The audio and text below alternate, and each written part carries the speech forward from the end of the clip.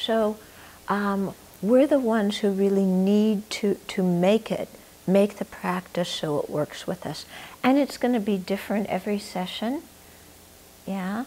And so we have to learn to be a doctor to our own mind and to work with these things and to play, play with the sadhana. Don't see it as this concrete thing that you got to squeeze your mind into, okay? Play with it. And especially when you're thinking of Tara. I mean, Tara's full of love and compassion. Really try and get a feeling for being in the presence of somebody who accepts you unconditionally the way you are. Now, that can be sometimes tough.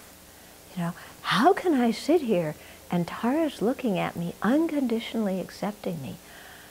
She must be a fool if she unconditionally accepts me because I'm full of rotten garbage, I don't accept myself. How can she accept me? Well, that's the difference between a sentient being and a Buddha. That a Buddha can accept others, and we sentient beings, really give ourselves a hard time and give others a hard time. Okay? So just try and relax into it. Let Tara accept you. Try and feel like what that feels like inside your own heart for somebody to look at you with complete acceptance and kindness. Okay? So you play with that kind of thing. So then the question comes, well, do I have to do the sadhana every session? Yeah. Okay.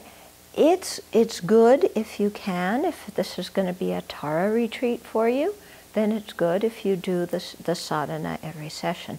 Like I said, it can be very, very different from one session to the next, how you do it. Extremely different, and you can spend a long time on one part and short time on everything else, and that's fine. Okay. Now, if you really feel that the Tara sadhana isn't working for you, and you want to do another kind of meditation, then let me know, and then we'll figure out what kind of meditation you want to do, and make sure that you have a good background in the instructions on how to do that meditation. Okay? So some of you may be interested in mindfulness practice, yeah, but you have to know how to do mindfulness meditation correctly. Yeah, what is mindfulness of the body? What is mindfulness of the feelings?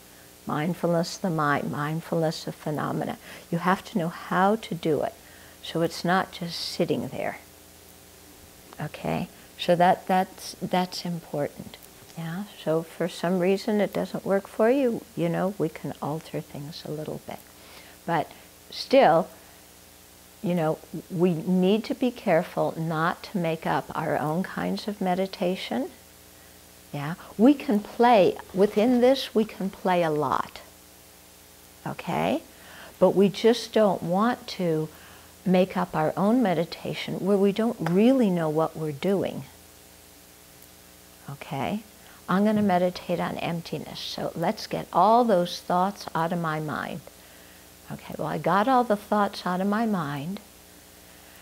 Oh, now I'm getting a little drowsy and falling asleep, but there's no thoughts.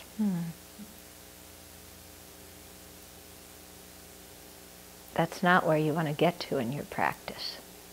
Okay?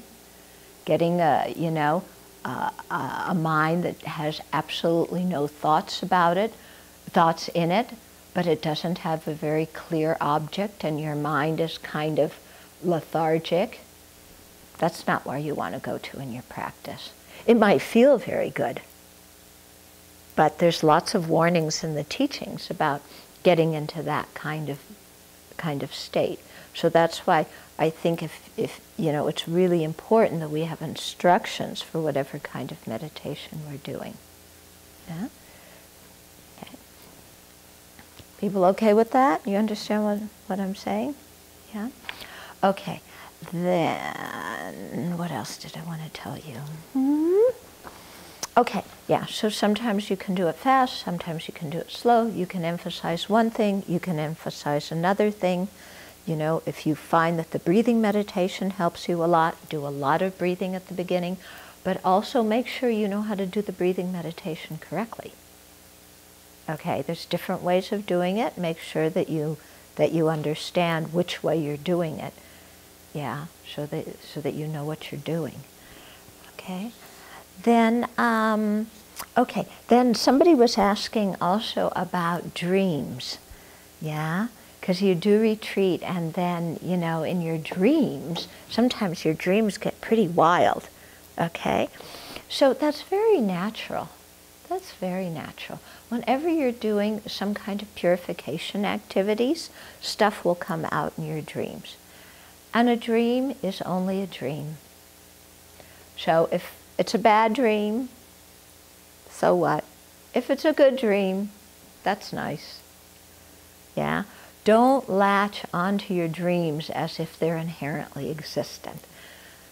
Yeah, because actually a dream is the analogy for non-inherent existence. So if we latch onto the analogy as meaning the opposite from what it's supposed to mean, then we're definitely not going to understand illusion-like reality in our daily life. Okay?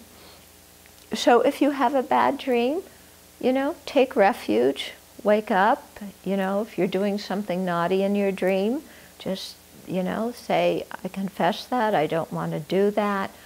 Gee, I wonder how that kind of thought came into my mind. You might kind of understand something about yourself if you look at your dreams. But don't get real worried about it. Just have some regret. Some regret. You didn't do the action because it's only a dream. There's no object there. Okay? And so similarly, if you dream that you're flying in the sky and, Tara appeared to you and said, you're the one, say, oh, that's very nice, I dreamt of Tara, that's kind of auspicious. But the real purpose of my meditation is to become Tara. Yeah, not to just dream about her. Yeah, but to transform my mind into her compassion and wisdom. So I still go back and do my practice. I have work to do. Okay? So don't grab onto things. We tend to grab onto everything. Yeah. And then we give it all sorts of meanings that it may or may not have. Yeah. Oh, I dreamt of green grass. Oh, that must mean that, I'm going to be born in Tara's Pure Land. Oh, this is so exciting. Or I dreamt of green grass. Oh no, it means I'm going to be born as a cow. This is distressing. Who knows why in the world you dreamt of green grass? Just, don't let the mind proliferate. Okay? You getting what I mean?